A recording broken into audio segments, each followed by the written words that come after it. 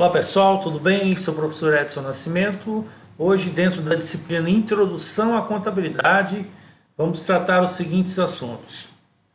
Escrituração contábil. Então vamos conhecer uma das técnicas da contabilidade, que é a escrituração dos fatos contábeis dentro de uma empresa. Com isso vamos conhecer o método das partidas dobradas, conhecer o débito e o crédito, o método que foi desenvolvido por Luca Pacioli. Espero que você aproveite esse conteúdo, que ele possa então ajudar na sua formação. Faça um bom proveito. Então a escrituração contábil tem como referência formal a ITG 2000. A ITG, que é uma interpretação técnica geral, foi aprovada pela resolução 1330 do Conselho Federal de Contabilidade, o CFC, em 2011. Então, para saber mais sobre a escrituração contábil, sua padronização, como ela deve ser feita, então a ITG 2000 é a interpretação técnica que traz essas especificações. O objetivo então da escrituração é registrar de maneira formal e padronizada os fatos contábeis. Esse é o objetivo. Por que escriturar? De forma padronizada. Então não é de qualquer forma que vai se registrar os fatos que ocorrem dentro de uma administração, dentro de uma organização. Então, um fato contábil ele é representado por pelo menos um conjunto de duas contas envolvendo, pode ser bens, direitos, obrigações, podem ser as contas de resultado, receitas e também despesa. Então, um fato contábil, toda vez que ele for registrado, ele vai reunir pelo menos duas contas. Então, o nome de cada conta expressa a sua natureza. Então, dentro das contas, todas as contas que forem a pagar, então eu sei que ali estão as obrigações para com terceiros. Então, dividendos a pagar, temos ali também fornecedores a pagar, impostos a recolher. Então, cada conta com sua natureza vai agrupar elementos de mesma espécie. Então, o nome da conta vai expressar a sua natureza. Essas contas podem ser as contas patrimoniais, que nós já conhecemos, as contas do ativo, do passivo e do patrimônio líquido, e também pode ser contas de resultado, que vocês vão conhecer mais na frente, que são as contas de receitas e despesas, ou seja, tudo que eu faturei menos o que eu gastei para gerar essa receita, vai me sobrar um resultado. Então temos contas patrimoniais e contas de resultado. Como há o registro simultâneo em duas contas, no mínimo, usa-se então o nome partidas dobradas, que quer dizer lançamento em duplicidade de conta. Então, por que partidas dobradas? Partidas significa lançamentos, dobradas significa em duplicidade. Significa o quê? Que você nunca vai fazer um lançamento apenas de uma única conta, vai ter que ter uma contrapartida, um débito e um crédito, né? Partida dobrada, lançamentos dobrados, duplos, duplicidade. Sempre será feito pelo menos um lançamento a crédito em uma conta e um a débito em outra. Então, sempre vai ter que, isso não vai ter um crédito sem um débito correspondente e vice-versa. Então, para melhor entendimento do método, imaginaremos antes de tudo que as contas na contabilidade são como pessoas. Então, vamos usar essa analogia. As contas dentro da contabilidade são como pessoas. Vamos idealizar que cada conta na estrutura do registro contábil representa um tipo de pessoa. Então vamos ver como ficaria isso. Teremos contas que representam pessoas financiadoras ou credoras da empresa. Essas contas estão onde? Estão lá no passivo, é meu passivo, meu patrimônio líquido. Passivo, terceiros me financiando, que são credores da empresa.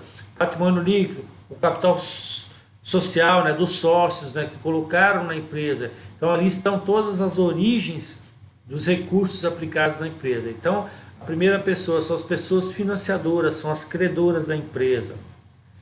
Temos também as contas que representam as pessoas devedoras da empresa, nas quais serão aplicados os recursos que foram recebidos, né, lá de capital de terceiro ou próprio. Então são as contas de ativo. Então as contas de ativo representam nessa analogia para nós as pessoas devedoras, porque os recursos foram aplicados nas contas do ativo. Está no caixa, está no banco, está em estoque, imobilizado. Então, essas contas são as aplicações dos recursos. Então, são as pessoas devedoras da empresa. Resumindo, então, quais são os três tipos de pessoas? Temos a pessoa jurídica, que é a empresa. Temos as pessoas financiadoras, os credores da empresa, passivo e PL, que é de onde vem todas as origens de recurso. E temos as pessoas nos quais serão aplicados os recursos desses financiadores, que são os devedores da empresa, são as contas de ativo, onde estão as aplicações. Então, são os três tipos: as pessoas jurídicas, as pessoas credoras e as pessoas devedoras. Nós vamos verificar com exemplos mais na frente para entendermos bem essa situação. Então está aqui um resumo. Ó. A pessoa jurídica, que é a empresa com seu CNPJ, que é o Cadastro Nacional da Pessoa Jurídica. Então ela tomou uma forma jurídica, né? Houve uma constituição, essa é a pessoa jurídica. No lado esquerdo nós vamos ter as contas do ativo. E aqui vão estar as nossas pessoas devedoras. O caixa, o banco, os estoques, veículos, imóveis e outras contas do ativo, onde estão aplicados todos os recursos que ingressaram na empresa. Essas contas são devedoras porque elas receberam recurso de terceiros, recurso de capital próprio do sócio. Então elas são devedoras, né, para com essas pessoas. E do lado direito do balanço nós vamos ter as contas do passivo e patrimônio líquido. São as pessoas credoras. Então aqui vai estar o capital de terceiro, o terceiro que está financiando a empresa, o fornecedor, o banco, as instituições, né, de crédito. O capital próprio, que é o capital que os sócios ingressaram, o capital inicial, os resultados. E aqui então estão as origens de recursos. Então aqui demonstrada as três pessoas: a pessoa jurídica, né, a empresa, as pessoas devedoras, que estão no ativo, e as pessoas credoras, que estão no passivo e patrimônio líquido. Então, o conceito de débito e crédito no patrimônio. O ativo, que é onde estão nossos bens e direitos, ele é constituído a partir do capital dos sócios e capital de terceiros. Esses capitais não são da empresa, já que ela é uma pessoa jurídica, portanto, uma entidade abstrata. Ela foi criada, houve uma junção de pessoas, uma sociedade ou uma empresa individual. Ela é uma pessoa abstrata, então esse capital não pertence à empresa. Esses capitais, na verdade, são chamados passivo e PL, ou seja, as contas que representam esses capitais são credoras da empresa. Da onde que vem os capitais? Vem do passivo e do PL. Então, todos os capitais que ingressam na empresa vêm do passivo e do PL. São as contas que vão ficar credoras da empresa, porque estão financiando a empresa. As contas serão abertas no passivo e no PL, representam todas as pessoas que confiaram na empresa e disponibilizaram recursos que serão aplicados pelos seus gestores. Então, todas as contas que você vai abrir lá no seu lado direito do balanço, no seu passivo e no seu patrimônio líquido, são de pessoas que confiaram, que injetaram recursos, que estão financiando a empresa. Por isso, elas serão credoras da empresa. As contas que irão compor o ativo de uma entidade poderão ser classificadas como devedoras de recursos que forem aplicados em cada uma delas. E as contas do lado esquerdo do balanço, que são as contas de ativo, então são as contas devedoras, porque os recursos foram aplicados, então elas são devedoras, né, para com a empresa. Então no ativo agora, então o dinheiro que está no caixa não é do caixa e nem da empresa, mas é de um dos credores que estão financiando a empresa. Por isso dizemos que cada vez que o caixa recebe dinheiro, ele fica mais devedor. Por quê? Porque ele não tinha nada e de repente entrou dinheiro. E por ser de natureza devedor, ele vai ficar devedora para com a empresa. No passivo, já uma conta de passivo, dizemos que cada vez que ela tem seu valor aumentado, significa que um terceiro se tornou mais credor da empresa. Por quê? Ele financiou mais, ele aumentou aquele saldo, ele se tornou mais credor. Dessa forma, a empresa recebe recursos dos sócios, está lá no PL, de terceiros, que está no passivo, e por isso essas contas são credoras da empresa. Então, vamos falar sobre uma convenção sobre os lançamentos. Que se convencionou. O que é uma convenção? Um costume, uma tradição, algo que se convencionou, começou a ser usado e é usado até hoje. Então nós falamos nas aulas anteriores que o nosso patrimônio comparamos eles como um grande caderno. E cada folha desse caderno, então, teríamos uma conta onde registraríamos os elementos, né, as operações de mesma espécie, de mesma qualidade. Então, no caderno que registramos os fatos contábeis referente ao patrimônio, anotamos em cada folha apenas lançamentos de mesma qualidade. Dinheiro no caixa, transações bancárias, cheques no banco, a pagar fornecedores, então, os elementos de mesma espécie. Vamos dividir, então, essa folha ao meio, né? Então essa folha do caderno, essa conta, vamos dividir ao meio e convencionar, ó, a convencionar que os registros a crédito na conta serão feitos no lado direito. Então pegamos ali a folha, dividimos ao meio. Na direita, todos os lançamentos que eu fizer à direita vão ser a crédito, todos os lançamentos que eu fizer à esquerda vão ser a débito. Então ficaria assim dessa forma. Então está aqui uma folha do caderno. Vamos imaginar que seja uma conta aqui, máquinas e equipamentos, né? Então, a folha foi partida ao meio. Todos os lançamentos que eu fizer no lado direito vai ser a crédito. Todo que eu fizer no lado esquerdo é a débito. Mas, professor, só nas contas de ativo? Não, isso aqui para todas as contas, seja ativo, seja passivo, seja PL. Então, todas as contas, vou debitar no lado esquerdo e vou creditar no lado direito para todas as contas. Assim poderemos realizar lançamentos credores e devedores em cada página do nosso caderno.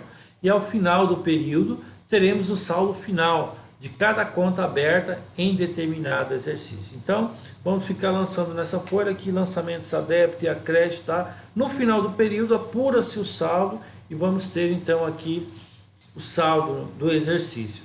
Sempre analisaremos então o patrimônio do ponto de vista qualitativo e do ponto de vista quantitativo. O que significa isso?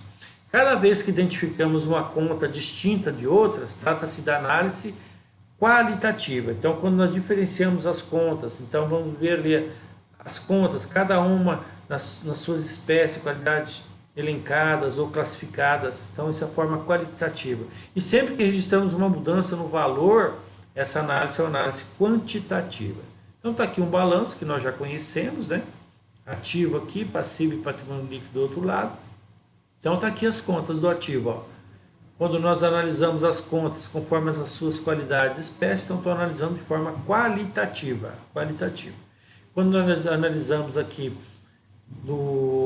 de forma numérica, as mudanças de valores, então de forma quantitativa. Ok? No passivo a mesma coisa. Então vamos lá para o nosso conceito de débito e crédito. Então, para todas as contas, como nós já falamos, sempre nós teremos débito do lado esquerdo e crédito do lado direito. Isso para todas as contas. Então vamos ver primeiro com relação ao ativo. Conceito de débito e crédito no ativo. Então os recursos aplicados no ativo, eles são chamados de total de aplicações. Então o total do meu ativo são o total das aplicações, tudo que foi aplicado está ali, em caixa, em estoques, em contas a receber, no imobilizado, em máquinas, equipamentos, veículos, no intangível. Então, o total do ativo são o total das aplicações. Observe que a fonte de recursos de uma empresa são seus sócios, no PL, e terceiros, que está lá no passivo, que emprestam valores para a empresa. Então, os sócios, os terceiros, eles emprestam valores para a empresa. Por isso, quanto mais valor uma conta de ativo recebe, mais devedora ela fica. Entendeu? Por que ela é devedora?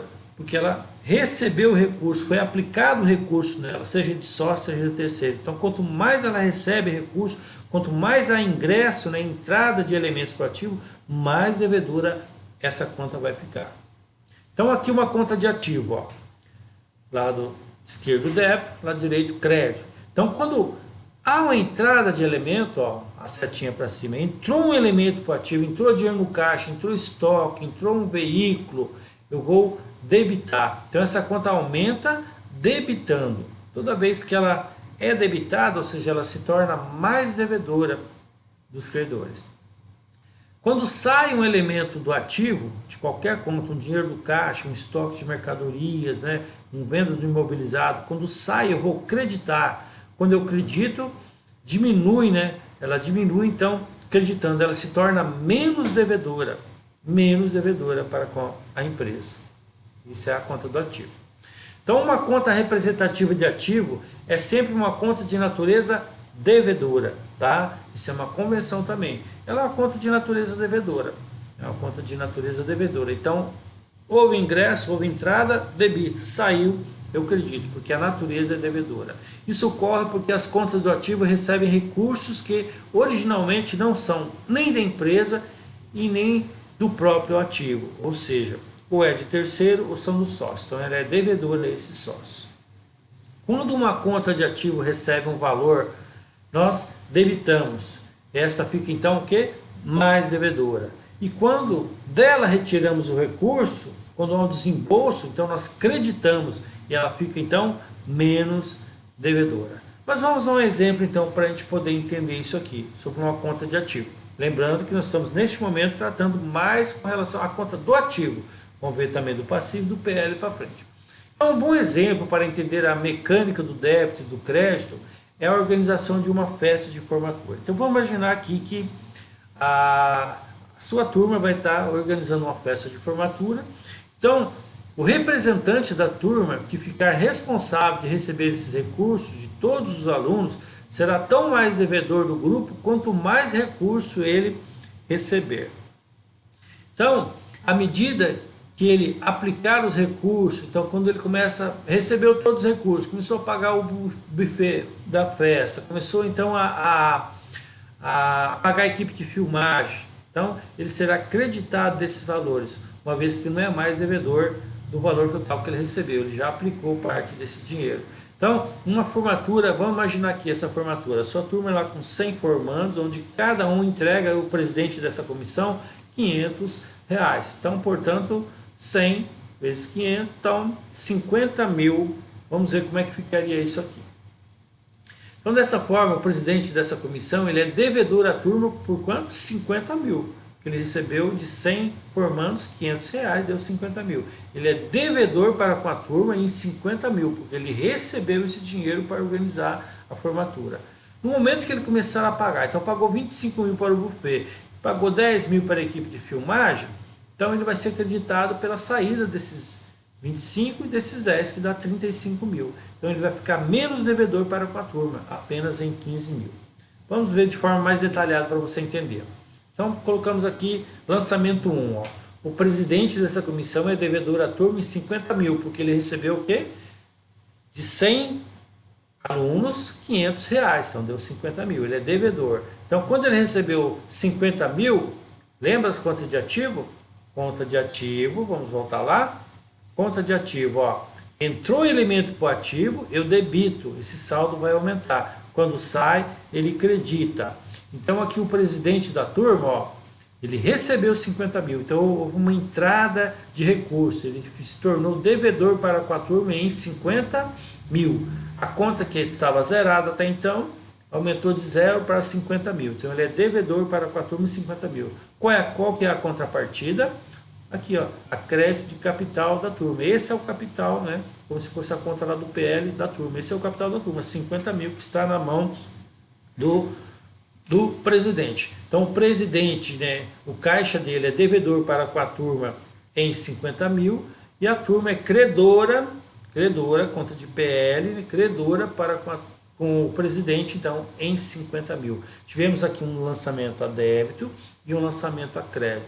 Tivemos aqui uma aplicação, está aplicado no caixa, tivemos uma origem, que é o capital da turma. Então, esse foi o primeiro lançamento aqui. Mas vamos ver a sequência. Ele teve, então, esse 50 mil, começou, então, a pagar algumas despesas. Então, pegamos o 2 aqui. Ó. No momento em que ele paga 25 mil para o buffet e 10 mil para a equipe de filmagem, no 3, então ele será acreditado em 35 mil, ficando devedor apenas 15. Então, vamos ver aqui o lançamento 2. Ele pagou 25 mil para o buffet. Então, buffet, ó, despesa de buffet, 25 mil, lançamento 2, ele pagou e esse dinheiro vai sair do caixa. Então o caixa que era devedor em 50 mil, já não é mais 50 mil. Então ele ficou menos devedor, porque ele pagou 25 mil. Mais para frente, quando você estudar as contas de resultados, vão entender que todas as contas de despesa são débito e todas as contas de receita são a crédito. Mas esse assunto mais para frente. No momento, nós estamos aqui empenhados em conhecer as contas do ativo. Então, a conta do caixa, que é a conta, por exemplo, que é uma conta de ativo, então ela se tornou menos devedora em 25 mil. Depois, no 3 aqui, ele pagou 10 mil para a equipe de filmagem. Então, despesa com filmagem, conta de resultado também, e esse dinheiro saiu do caixa. Então, ele se tornou menos devedor em 10 mil. Então, ele que era devedor em 50, pagou 25, mas pagou 35, ó, 50 menos 35, então agora ele é devedor para a turma em 15 mil.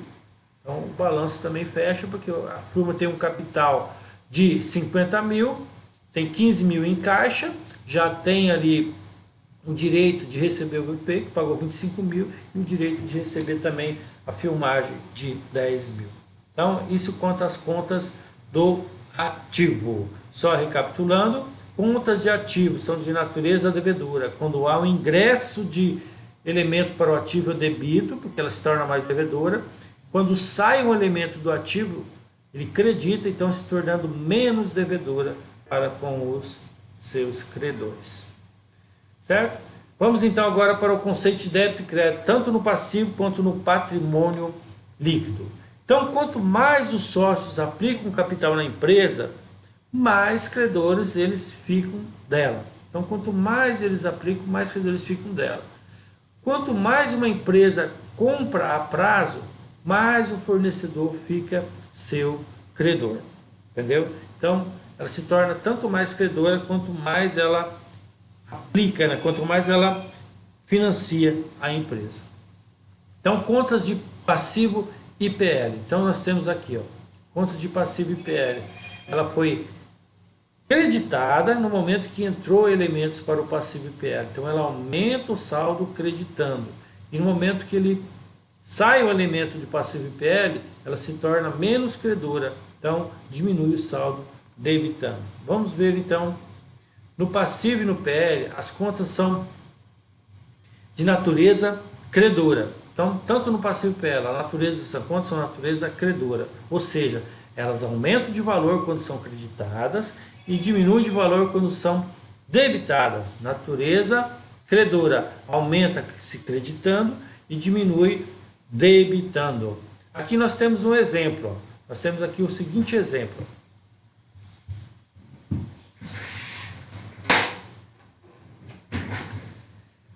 Vamos lá, o exemplo do passivo aqui. Exemplo 1. Um fornecedor, então, ele entrega 40 mil em mercadorias para recebimento a prazo. Então, neste momento, ele se torna credor da empresa. Como o nosso foco aqui são as contas de passivo, colocamos aqui a conta de ativo para termos a contrapartida, entender débito e crédito. Então, vamos lá. Este fornecedor, no momento que ele vendeu a prazo mercadorias, ele se tornou o quê? Credor em 40 mil. Ó, contas de passivo e PL. Quando entra um elemento com passivo e PL, eu credito. Quando sai, eu debito. Então, entrou um elemento, ó, ele se tornou credor da empresa em 40 mil. E aonde foi aplicado isso aqui? Estoque de mercadoria, lá numa conta de ativo.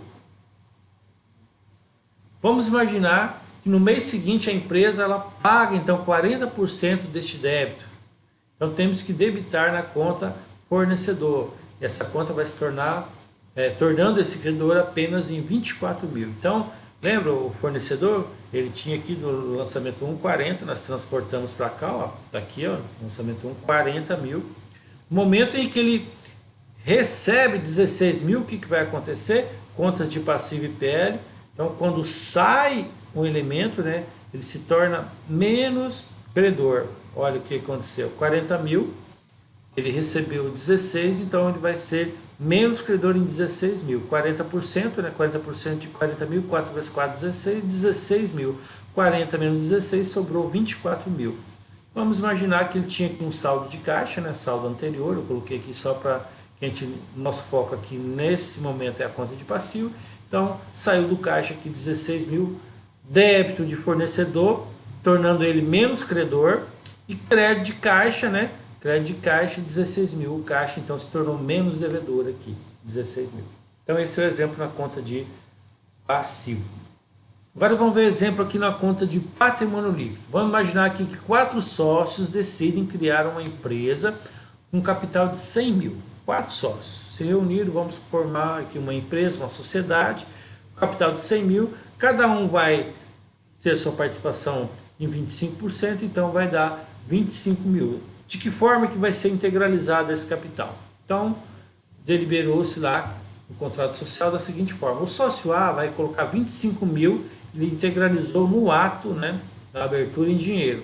O sócio B, 25 mil, também integralizou no ato da abertura 25 mil em dinheiro. O sócio C, 25 mil, integralizou no ato com um veículo, integralizou com um veículo. E o sócio D, 25 mil, ele vai integralizar em dinheiro, mas após 30 dias. Ele não tinha isso no momento, mas entrar no acordo, firmar o contrato social. Isso aqui para a gente poder entender. Vamos trazer essas informações aqui. Quando um sócio assina um contrato social de uma empresa em sua constituição, dizemos que ele subscreveu sua cota de capital, isto é, ele assumiu um compromisso perante a sociedade.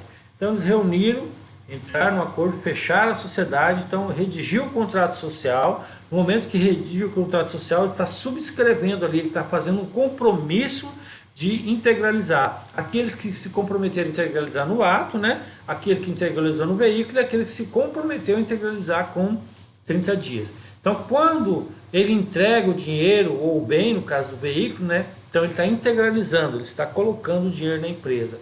Quando não entrega o bem no ato, fica então como capital a integralizar, vai contabilizar numa conta de PL, capital a integralizar. No prazo de 30 dias ele vai ter que então fazer essa integralização. Só relembrando, né, conta de passivo e PL, quando entra um elemento do passivo PL, então você vai creditar, porque ela vai se tornar mais credora da empresa, ou credora da empresa. E quando sai um elemento do passivo PL, então ele debita, diminuindo então esse saldo, né? Debitando, ele vai diminuir esse saldo e vai se tornar menos credora da empresa. Então, a promessa foi lá o quê? Integralização de capital social de 100 mil reais, 50 mil foi em dinheiro no ato, né? 25 do sócio A e B, 25 mil do sócio C foi um veículo e o sócio D a integralizar. Então, está aqui a contabilização. Quanto é o capital social da empresa, que está lá no PL? 100 mil. Então, a conta capital se tornou mais credora em 100 mil. 100 mil, entrou aqui. O caixa entrou quanto? Entrou 50 mil, sócio A e B. Colocaram 25 mil de cada um. Então, a conta caixa se tornou devedora em 50 mil pelo ingresso de 50 mil em dinheiro. A conta veículo se tornou devedora pelo ingresso de um veículo de 50 mil reais. E o sócio D, né, que não integralizou, vai integralizar com 30 dias. Então, ficou aqui 25 mil a integralizar. Então, quando pegar lá no balanço inicial da empresa, o capital vai ser 100 mil menos 25, então só tem 75 mil integralizado. Mas o foco aqui é nós entendermos a conta de passivo e PL, que são natureza credora. Quando há o ingresso de elementos para o passivo e PL, eu acredito, e aí, então ela se torna mais credora. E quando há saída, então você debita diminuindo esse saldo devedor. Ok? Falamos hoje então sobre a técnica de escrituração, que é o registro dos fatos contábeis, que vai reunir pelo menos duas contas, seja ela um bem, direito, obrigação, seja ela uma receita, uma despesa. Então essa técnica usa então o método das partidas dobradas. O que é o método das partidas dobradas? Fala que para cada crédito tem que ter um débito correspondente. Não necessariamente um crédito e um débito, pode ser que tenha um crédito, dois débitos, então, mas a soma dos valores vai ter que ser equilibrada. Lembra do balanço patrimonial? Débito e crédito correspondente, do mesmo valor, para que mantenha o equilíbrio patrimonial. Aplicações, né, e recurso. Então, débito e crédito. Então, vocês verificaram também que nesse lançamento, o débito está do mesmo lado do ativo, em conformidade com o balanço, e o crédito está do lado do passivo, também em conformidade com o balanço. Essa é a essência, né? Então, mantenha a mesma conformidade. Espero que você possa aproveitar esse conteúdo. Nas próximas aulas vamos fazer bastante atividade para que você possa então praticar essa atividade do débito e crédito, aplicações de recursos e métodos das partidas dobradas. Faça um bom proveito, fique bem e que Deus te abençoe.